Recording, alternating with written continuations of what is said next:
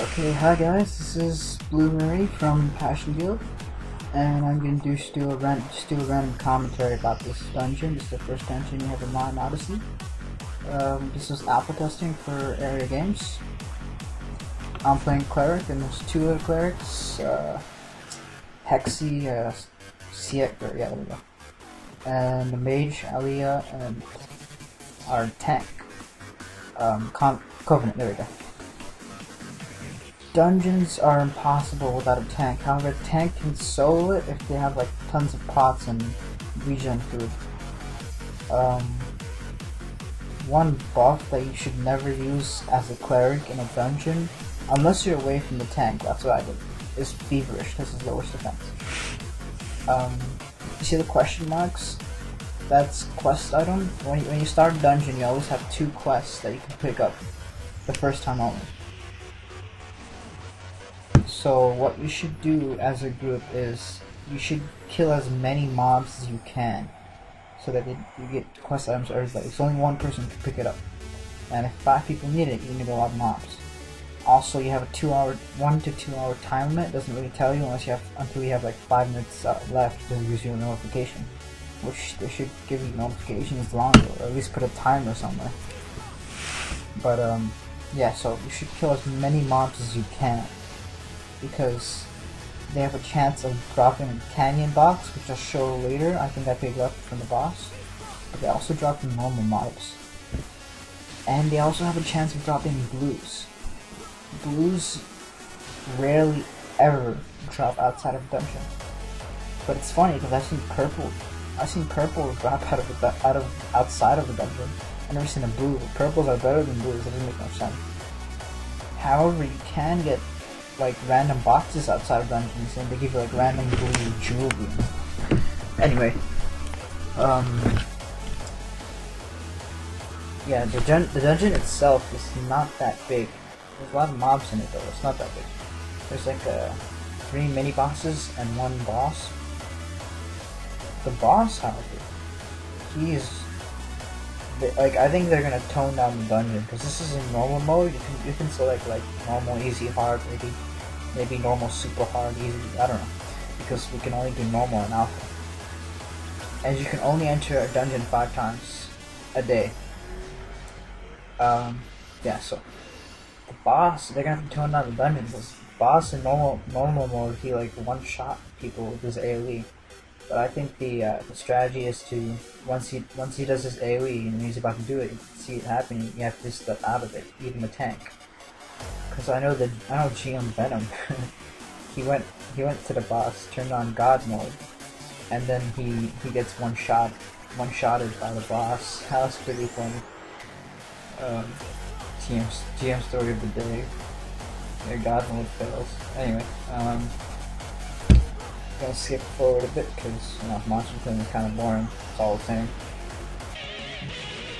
So this is the first mini boss, which is the only mini boss I'm gonna show you, because eventually they'll glitch out.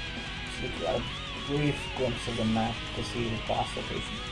When you open the map in the dungeon, you can't see where you are, but you can see where everything else is. You can't see your party on the people, so you gotta figure that out. Yeah, so I think over here, one of our clerics, he glitched out. The bad thing about alpha was people just kept glitching on dungeons, but that's probably gonna be fixed. Yeah, I'm just checking my stats. I got a lot of blue stuff. Got really lucky in alpha. Anyway, so I'll take my time talking about other stuff, like life class. During alpha, you could upgrade your life class. You needed an alpaca fur, which didn't exist. Thanks, Dev. But 2 days before alpha ended, the GMs did pass out like thousands of alpaca furs to us to upgrade our trade class. Oh, there we go. So I fast forwarded a bit, and that's the boss. Pretty easy, pretty simple. Just don't get close. Let the tank handle it. I don't know how fuse would work here.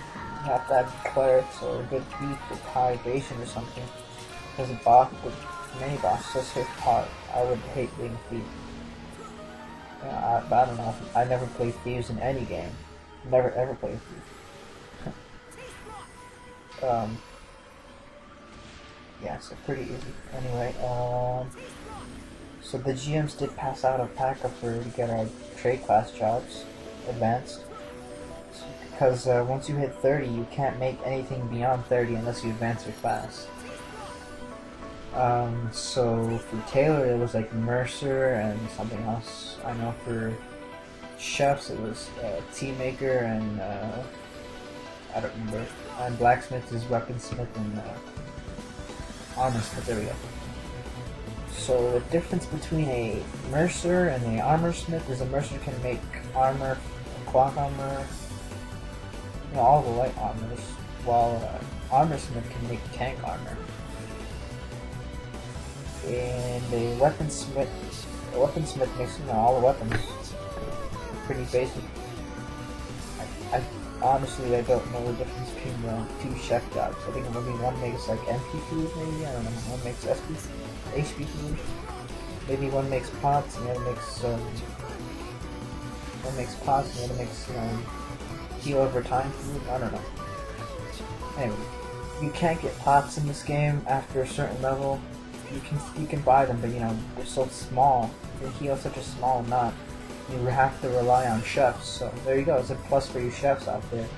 I know I need 2 chefs in my guild to have some chefs. So yeah, this boss drops a canyon boss. Well, I forgot the name. You see it pop up in my screen later anyway. You can hit need or greed on it, which is I love that thing that they do where you put need and greed, because not everyone like needs some items and you just get it and you can't even trade it because it's bound to you. Anyway, here pick up there we go. See the need and greed thingy. There it is. A canyon box drops gives you a random skill trade class skill book. So I got really lucky and I got trade class skill book for my cleric. A Taylor cleric book. It gives you a purple, see purple. I mean blue, yeah. And it gives you a set bonus if you can make it. The whole set. The only way you can get a set is if you craft it. You can't get a set as a drop. I think actually the boss might drop a set item, but that's it. But crafting a blue set item is near impossible unless you have high judgment, like 50 judgment and like 40 fortune. Judgment increases your jackpot rate, and fortune increases your crafting rate. So what you have to do is you have to craft green. You have to craft a couple of greens, because I highly doubt you'll get a blue on your first try. After you craft the greens, you have to craft them. You have to craft them again and get a jackpot the greens to make a blue. And if you fail, you get like a lower stat green, which is not that bad, but I mean, it's still lower stats. So I would suggest maybe make 10 greens about. It's expensive. Anyway, so that was the first mini boss. So we're heading to the second one, Wind Dancer or something. He does AoE damage over time, which is terrible.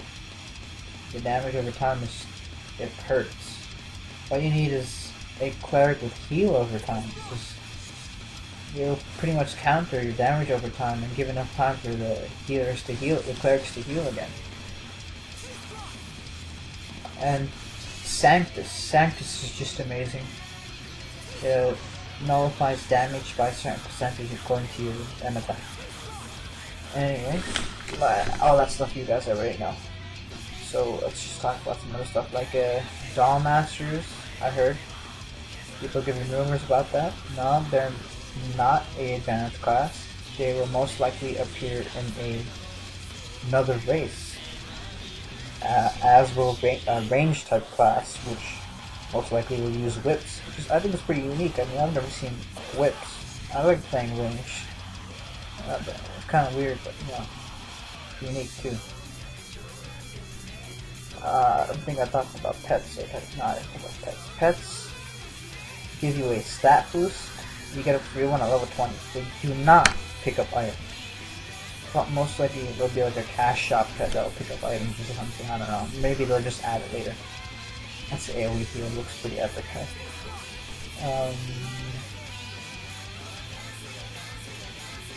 Yeah, so you can get free pet at level 20 on your quest, but you can get a pet as a rare draw from, I think, stars. The star mobs, the beginner area in Blue Coral, yeah, those drop a star pet. That's the only pet I've seen in Alpha drop, and they have not dropped a lot. Anyway, so I skipped because we never killed the first boss. Saw the portal over there.